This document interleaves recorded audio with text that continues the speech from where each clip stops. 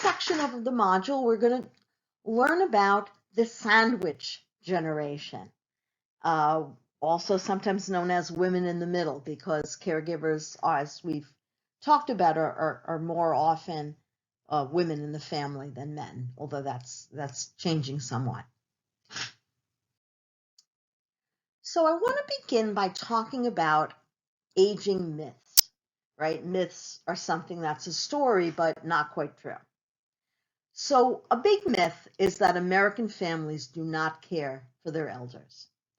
The reality is that the majority of American older adults who need care are cared for by family. Now, sometimes family don't live nearby. Sometimes family need help. Most of the time family need help. But the overwhelming majority of older adults are cared for by family members. Another myth is that most frail elders live in nursing homes. The reality is that most frail elders, the overwhelming majority, are cared for in the community, often in their own homes. And a related myth that when older adults live alone, it's because their children neglect them, don't want them. The reality is older adults live alone because they can and because they choose to be independent. The United States has a system of Social Security where every older person who has worked gets a check in the mail every month. It may not be huge, but they get something. And that has allowed older people in this country to be independent in a way that they couldn't before Social Security. So again, most older adults choose not to move in with family because they want to maintain their adult independence. So what is the sandwich generation? Well, what's a sandwich? It's a filling between two slices of bread, right? In between. So the sandwich generation refers to mostly middle-aged, but some younger adults who are raising their own children, but also supporting their aging parents. And this is something that's relatively new. At this point, it isn't brand new anymore, but it's only been going on for about 75 years, right? So back in 1900, the life expectancy was a good bit lower than it is now. And every year life expectancy goes up, right? So we have people who are surviving into old age, and we have older adults who are more independent, who are more able to be on their own, who want to be on their own. But then they start to need help, and they're living longer. And so more and more middle-aged adults, and even some younger adults, have to help out their parents while also taking care of their children, right? So they're the meat of the sandwich, or the filling of the sandwich for our vegetarians. Right, we have the one piece of bread, the kids on the one side, the piece of bread, the parents on the other, and they're squeezing that generation in the middle, the sandwich generation. And again, women in the middle. Most caregivers are women. So who are these sandwiched caregivers? Well, if there's a spouse, if there is a living spouse, then that spouse is usually the primary caregiver for his or her partner. Wives generally don't seek or receive as much help with caregiving as husbands. Husbands tend to be more comfortable seeking out either help from their kids or professional help from a home health aide. Women try to do everything themselves a little bit longer. But again, this is changing as women's and men's roles are changing. Now, caregiving spouses are often older themselves, and they often have some health concerns, and that makes caregiving stressful. The other thing that's stressful for spouse caregivers is that spouses tend to support each other. And so just when the caregiver is taking on this difficult task, they're also maybe losing, if their spouse has dementia in particular, or is too sick to offer much emotional support, you can't exactly cry on the shoulder of the person you're taking care of about how hard it is to take care of them. So they're losing a key support person in this caregiving role.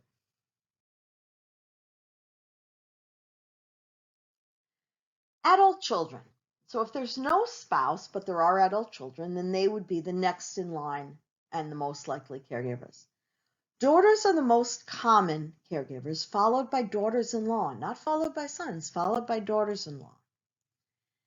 But again, that's something that is changing and is very dependent on culture.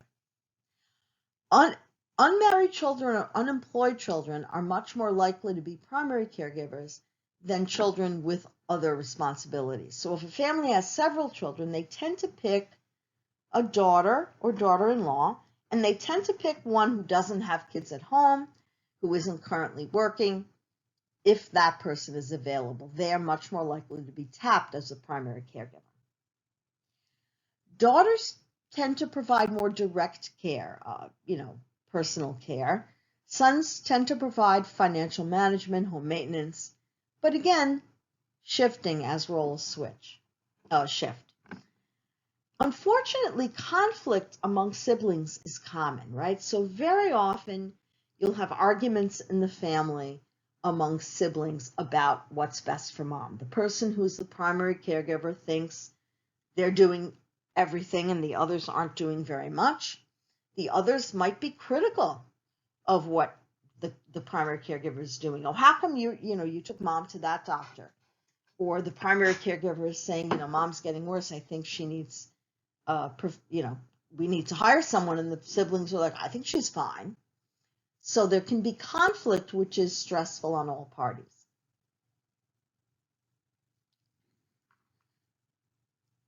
Very often, adult children also play out some of the conflicts and sibling rivalries they had growing up as children.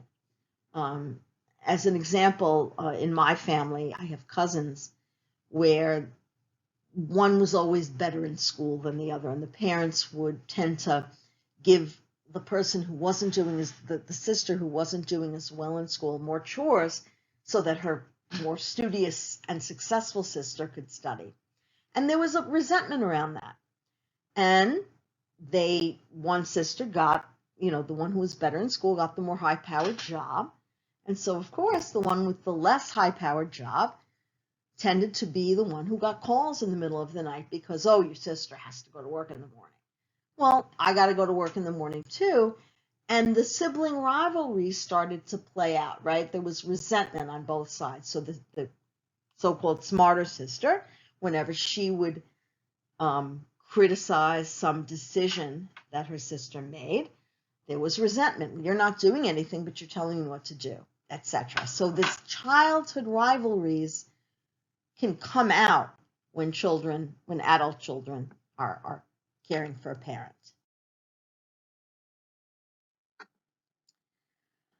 So there are a lot of stresses for the sandwich generation, these caregivers in the middle. Many have to reduce work hours to make time for caregiving.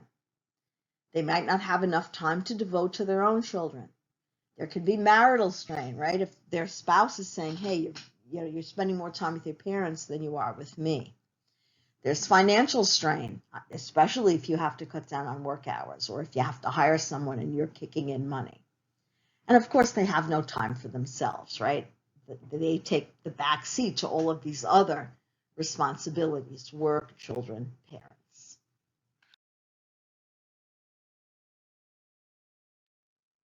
So how can we help these people who are sandwiched in between these big slices of bread? The best way is to encourage them to accept help. No one can do this alone. And to work with them to try to get some resources together for them so that they can get the care that they need. Help them find out what's covered by their parents' Medicare, maybe getting Medicaid. Are there community agencies that'll deliver some meals or send a friendly visitor? Is there a daycare center in the neighborhood that accepts accepts older people with the frail elders' particular needs, right? So encouraging them to accept help and then helping them arrange it.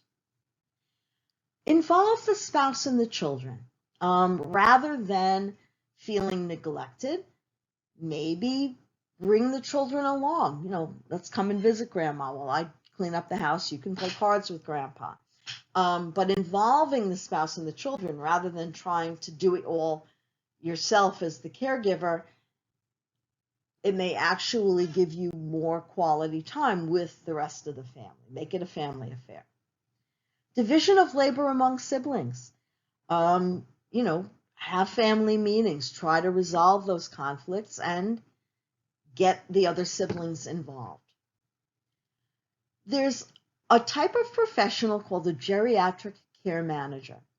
Mostly these are professionals who work in communities where there are a lot of elders with children living, elsewhere. So it's a very popular occupation in places like Arizona and Florida, where a lot of older people retire and then become sick, and their families live elsewhere. But there are geriatric care managers here in New York and all over the country. And what they do is they take some of the burden off of the caregiver by helping them arrange services. And so that's something to look into. And there's something called respite care. Respite means a break. So that's exactly what it is. You temporarily place your elder in a facility for a week, just so that the person can get a break from caregiving, go on vacation, or even have a vacation in their own home. And people who utilize respite care say that it really refreshes them, and they feel able to take on caregiving again when their elder comes home.